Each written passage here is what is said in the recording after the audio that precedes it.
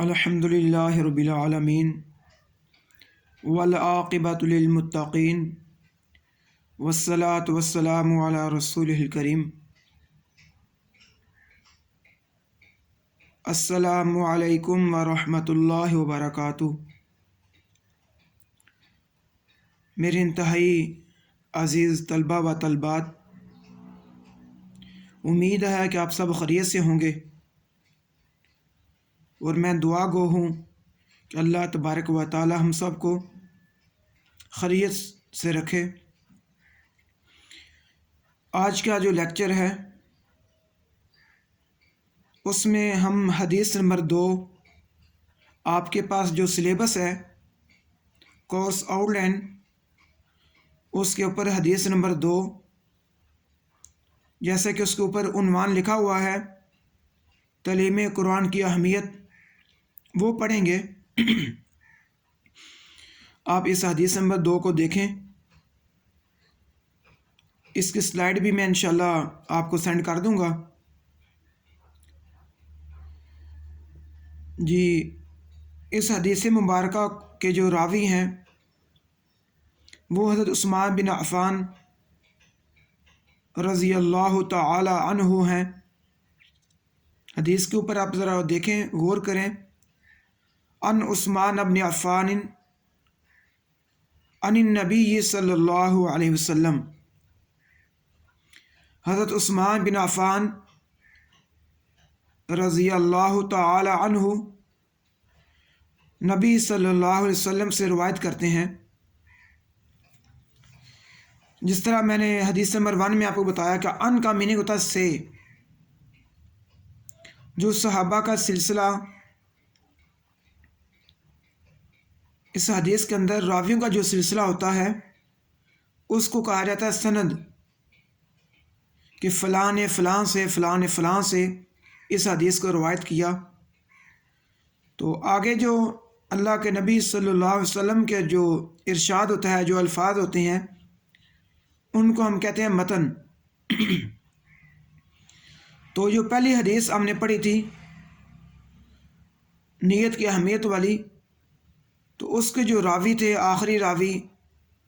جنہوں نے اللہ کے نبی صلی اللہ علیہ وسلم سے روایت کیا، وہ تھے حضرت عمر بن خطاب۔ جیسا کہ آپ کو معلوم ہے کہ رسول اللہ صلی اللہ علیہ وسلم کے بعد جو خلافہ راشدہ کا دور آیا، تو مسلمانوں کے سب سے جو پہلے خلیفہ تھے وہ حضرت ابو بکر صدیق رضی اللہ تعالی عنہ، اور اس کے بعد خلیفہ دوم حضرت عمر بن خطاب رضی اللہ تعالی عنہ، اور خلیفہ سوم حضرت عثمان بن عفان رضی اللہ تعالی عنہ، جو اس حدیث کو روایت کر رہے ہیں۔ اور خلیفہ چہارم آپ جانتے ہیں حضرت علی کرم اللہ وجہہ رضی اللہ تعالی عنہ۔ تو اس حدیث کو حضرت عثمان بن عفان نبی صلی اللہ علیہ وسلم سے روایت کرتے ہیں۔ قال، اللہ کے نبی صلی اللہ علیہ وسلم نے ارشاد فرمایا، خیرکم من تعلم القرآن وعلمہ، تم میں سے بہترین شخص وہ ہے،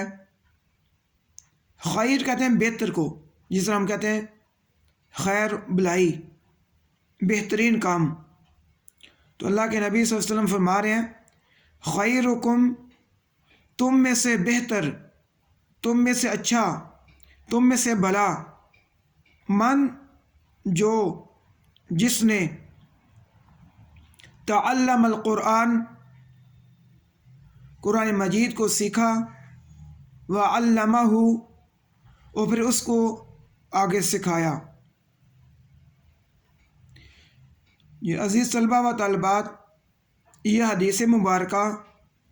الفاظ کے لحاظ سے تو بڑی مختصر ہے، مگر اپنے معنی اور مفہوم کے لحاظ سے اس کی بہت بڑی اہمیت ہے کہ اللہ کے نبی صلی اللہ علیہ وسلم جو صادق الامین ہیں، جن کی کوئی بات کبھی بھی جھوٹی نہیں ہو سکتی، وہ فرما رہے ہیں کہ تم میں سے بہترین شخص وہ ہے جو قرآن مجید کو سیکھتا ہے اور اس کو سکھاتا ہے۔ تمہیں معلوم ہے کہ قرآن مجید فرقان حمید اللہ تبارک و تعالیٰ کی کتاب ہے، اور اللہ تبارک و تعالیٰ نے بذریعہ وحی حضرت جبرائیل علیہ الصلاۃ والسلام کے ذریعے کہ جن کی ذمہ داری ہی اللہ تبارک و تعالیٰ نے یہی لگائی کہ اللہ کا کلام جو ہے اس کے انبیاء تک پہنچانا۔ تو یہ قرآن مجید فرقان حمید جو تقریباً 23 سال کے عرصے میں اللہ تبارک و تعالیٰ اس کتاب کو تھوڑا تھوڑا کر کے نازل فرماتے رہے، 22 سال کچھ مہینے، تقریباً 23 سال بنتا ہے، 22 سال اور اوپر کچھ مہینے ہیں۔ تو اس کو اللہ تبارک و تعالیٰ کے نبی صلی اللہ علیہ وسلم فرما رہے ہیں، اس کی تعلیم کی اہمیت اور اس کی فضیلت کتنی ہے۔ میں آپ کے سامنے ایک حدیث مبارکہ کا مفہوم رکھتا ہوں کہ اللہ کے نبی صلی اللہ علیہ وسلم ایک دوسری حدیث مبارکہ کے اندر اس کی تعلیم کی اہمیت بتا رہے ہیں۔ اللہ کے نبی صلی اللہ علیہ وسلم نے ارشاد فرمایا، من قرأ حرفا واحدا، آپ ذرا توجہ کریں، انشاءاللہ آپ کو ہمارا مفہوم خود ہی سمجھ آ جائے گا۔ من قرأ حرفا واحدا فلہ عشر، من قرأ الف لام میم فلہ 30۔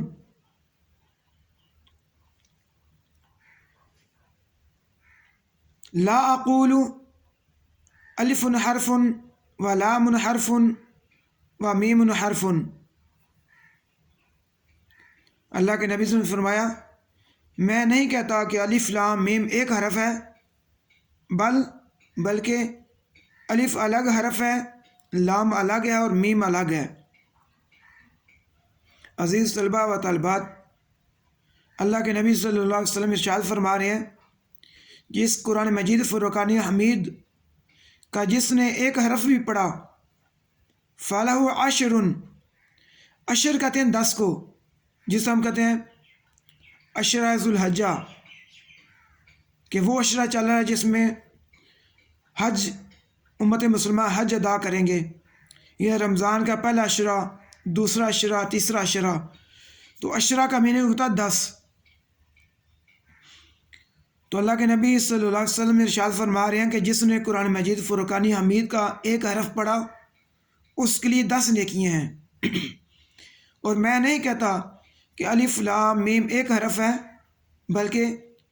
الف الگ حرف ہے، لام الگ ہے اور میم الگ ہے۔ اور جو صرف الف لام میم پڑھتا ہے اس کے لیے 30 نیکیاں ہیں۔ عزیز طلباء و طالبات، اس نیکیوں کی سمجھ، ان نیکیوں کا فہم ہمیں دنیا میں شاید ہماری عقل سمجھنے سے قاصر ہو کہ نیکی کیا چیز ہوتی ہے۔ اس دور میں جس کو بھی دیکھا جائے اس کی ساری توانائیاں،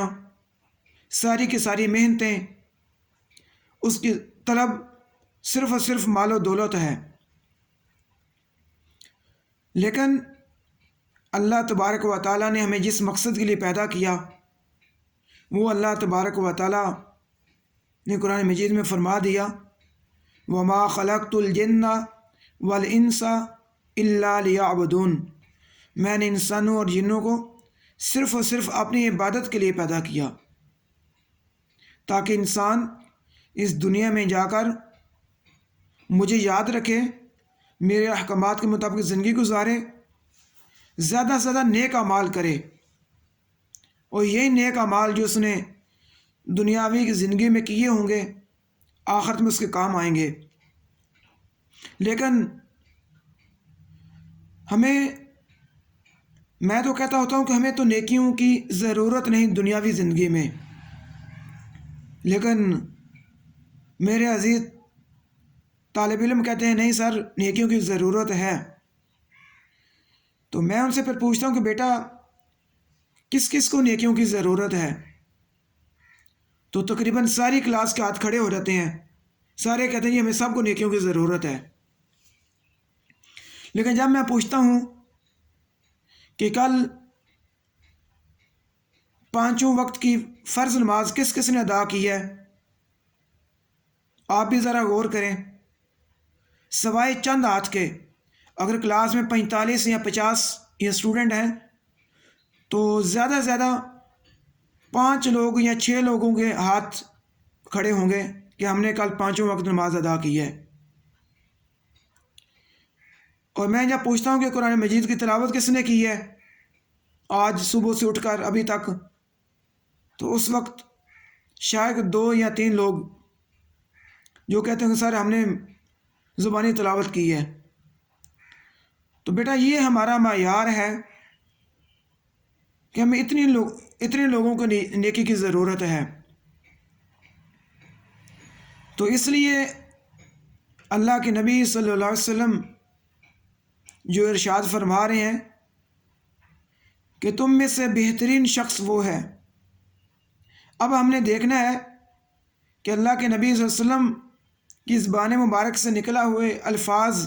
نکلا ہوا فرمان، ادا ہوا حکم، اس کے مطابق ہم اپنی زندگیوں میں کیسے تبدیلی لا سکتے ہیں۔ یہ حکم، یہ فضیلت، اتنی بڑی خوشخبری کسی اور حکم میں نہیں۔ اب آپ ذرا غور کریں کہ گھر کے اندر اگر کوئی والدین اپنے بچوں میں سے کہے، اپنے رشتہ داروں کے سامنے یا اپنے بچوں کے سامنے کہ میرا جو فلاں بیٹا ہے وہ بہت اچھا ہے، میری اطاعت و فرمانبرداری کرتا ہے، اس بچے کی والدہ کہہ رہی ہو یا والد کہہ رہے ہوں، تو اس بچے کے لیے، اس میرے بیٹے یا بیٹی کے لیے کتنی فخر والی بات ہوگی کہ آج ہمارے عزیز و اقارب میں یا میری بھائیوں اور بہنوں میں، میری فیملی میں میرے والدین نے میری تعریف کی ہے۔ اس کے بعد اگر کلاس کے اندر کوئی ٹیچر پوری کلاس میں کہے کہ فلاں بچہ مثلا زید یا عمر یا ابوبکر مثلا کہ اس کلاس کا سب سے بیسٹ اسٹوڈنٹ ہے، تو اس اسٹوڈنٹ کے لیے کتنی بڑی اعزاز کی بات ہوگی، عزت کی بات ہوگی، فخر کی بات ہوگی، دل میں کتنا وہ خوش ہوگا کہ آج میرے استاد نے میری تعریف کی ہے۔ اسی طرح کسی اسکول، کالج یا یونیورسٹی کے اینول ڈے کے موقع پر اس کالج کا پرنسپل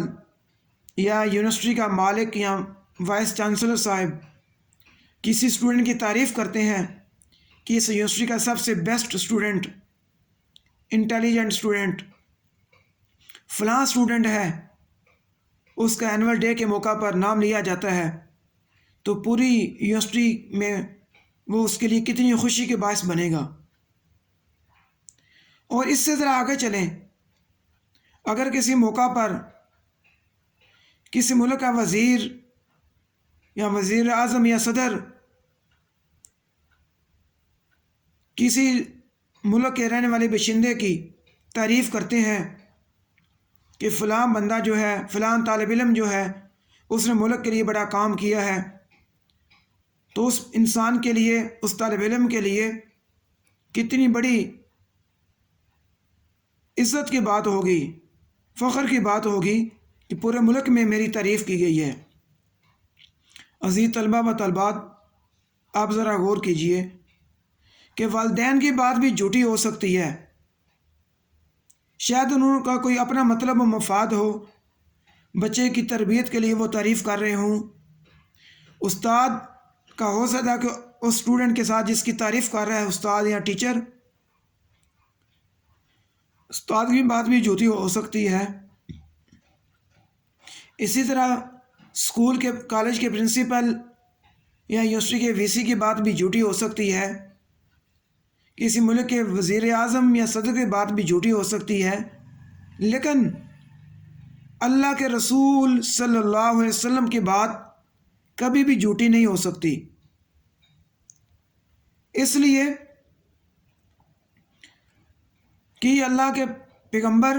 جو بھی بات کہتے ہیں، آپ کا تو لقب ہی صادق الامین تھا، اور جس کے بارے میں اللہ کے نبی صلی اللہ علیہ وسلم فرما دیں کہ خیرکم من تعلم القرآن وعلمہ، تم میں سے بہترین شخص وہ ہے جو قرآن مجید کو سیکھے اور پھر اس کو آگے سکھائے۔ تو یہ بات کبھی جھوٹی نہیں ہو سکتی۔ تو اب ہم نے ذرا غور کرنا ہے کہ اللہ کے نبی صلی اللہ علیہ وسلم کے بہترین لوگوں میں ہمارا کتنا شمار ہوتا ہے۔ ہم میں سے ہر بندہ یہ جائزہ لے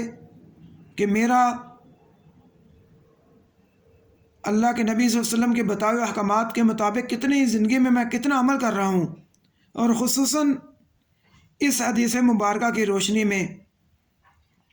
کہ میرا قرآن کے ساتھ کتنا تعلق ہے۔ میں دنیاوی ڈگری کے لیے، دنیا کے کسی مقصد اور غرض کے لیے تو صبح نماز کے لیے اٹھتا ہوں، سردی کی پرواہ نہیں کرتا، کالج جاتا ہوں، یونیورسٹی جاتا ہوں، کس لیے؟ دنیا کی غرض کے لیے۔ اور کیا میں نے اللہ کے نبی صلی اللہ علیہ وسلم کی زبان مبارک سے بہترین لوگوں میں اگر میں نے شمار اپنا کروانا ہے تو گھر میں پڑھا ہوا قرآن، اس کو میں دن میں کتنے ٹائم دیتا ہوں، اس کو کتنا سیکھتا ہوں۔ عزیز طلباء و طالبات، قرآن مجید فرقان حمید کی تعلیم، اس کی اہمیت بہت زیادہ ہے، لیکن آج ہم اس کا جائزہ نہیں لے سکتے، اس لیے کہ ہمارے سامنے تو دنیا ہے۔ میں اللہ تبارک و تعالیٰ سے دعا کرتا ہوں کہ اللہ تبارک و تعالیٰ ہم اس قرآن کو پڑھنے کی، اس کو سمجھنے کی، اس پر عمل کرنے کی توفیق عطا فرمائے، اور اللہ کے نبی صلی اللہ علیہ وسلم کی ایک دوسری حدیث مبارکہ کا مفہوم آپ کے سامنے رکھ کر میں آج کی بات کو ختم کرتا ہوں کہ اللہ کے نبی صلی اللہ علیہ وسلم نے ارشاد فرمایا، لن تضلوا ما تمسکتم بہما، کہ تم ہرگز گمراہ نہیں ہو سکتے جب تک تم دو چیزوں کو مضبوطی سے تھامے نہ رکھو۔ یعنی اللہ کے نبی صلی اللہ علیہ وسلم فرما رہے ہیں کہ جب تک تم دو چیزوں کو مضبوطی سے تھامے رکھو گے، پکڑے رکھو گے، تم ہرگز گمراہ نہیں ہوں گے۔ اس میں اللہ کے نبی صلی اللہ علیہ وسلم فرمایا، کتاب اللہ، اللہ کی کتاب، و سنت رسول ہی، اس کے رسول صلی اللہ علیہ وسلم کی سنت۔ عزیز طلباء و طالبات، تاریخ اس چیز کی گواہ ہے کہ جب تک مسلمانوں نے کتاب اللہ کے ساتھ اپنا تعلق کو مضبوط رکھا، اللہ کے نبی صلی اللہ علیہ وسلم کی سنتوں کے ساتھ اپنے تعلق کو مضبوط رکھا، کامیابیاں ان کے قدم چومتی رہیں۔ لیکن جب مسلمانوں نے کتاب اللہ کو پس پش ڈال دیا، کتاب اللہ سے رہنمائی لینی چھوڑ دی، اللہ کے نبی صلی اللہ علیہ وسلم کی سنتوں پر عمل کرنا چھوڑ دیا، تو ذلت و رسوائی مسلمانوں کا مقدر بن گئی۔ آج اگر ہم دیکھتے ہیں تو پوری دنیا میں مسلمان ذلیل رسوا ہو رہے ہیں۔ کوتاہی صرف یہی ہے، کمی صرف کمزوری یہی ہے کہ ہم نے کتاب اللہ اور سنت رسول صلی اللہ علیہ وسلم کو چھوڑ دیا ہے۔ اللہ تبارک و تعالیٰ سے دعا ہے کہ اللہ تبارک و تعالیٰ ہمیں دوبارہ اپنی کتاب کے ساتھ اور اپنے پیارے حبیب کے ساتھ تعلق کو مضبوط کرنے کی توفیق عطا فرمائے، ان دونوں کے مطابق اپنی زندگیوں کو ڈالنے کی اور زندگیوں کو گزارنے کی توفیق عطا فرمائے۔ وَأَقُولُ قَوْلِي هَٰذَا أَسْتَغْفِرُ اللَّهَ لِي وَلَكُمْ وَلِسَائِرِ الْمُسْلِمِينَ۔